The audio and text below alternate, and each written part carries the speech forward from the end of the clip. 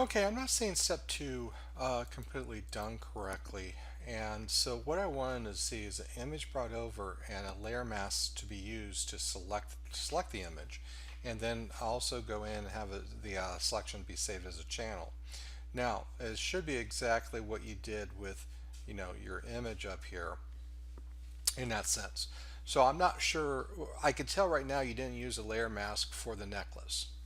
Okay, so, and I'm not sure why you're clipping it to the shadow because that shadow is not done correctly. So I'm going to unclip it and I'm going to go ahead and hide that black square.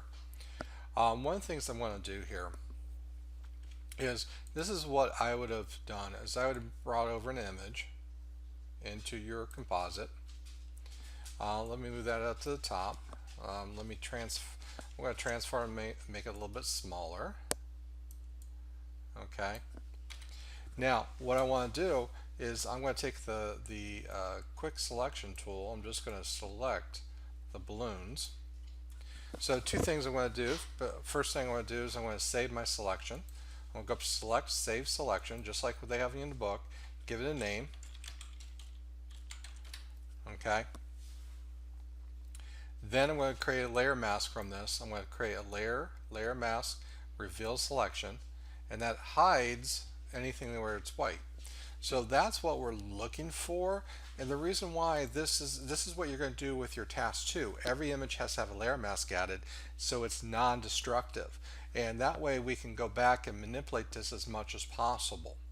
Okay, then we were supposed to add an adjustment layer above layer 1 and clip it to just the balloons.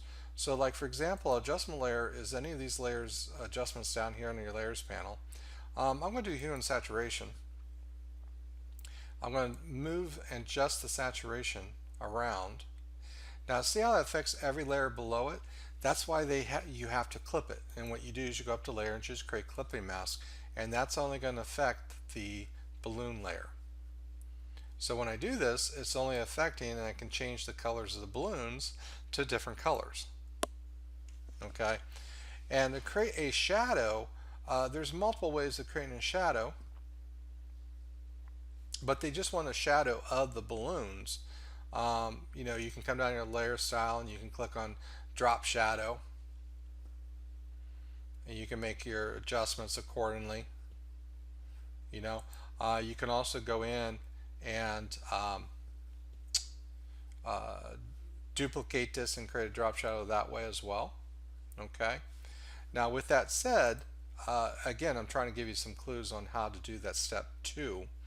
Now with that necklace, I can't go back and make any changes to it, but you can see that there's a lot of white around the edges, and I would have to clean that up. So for your selection wise, you still want to clean that up and work with that. And if you work with a mask, it makes your life a lot easier.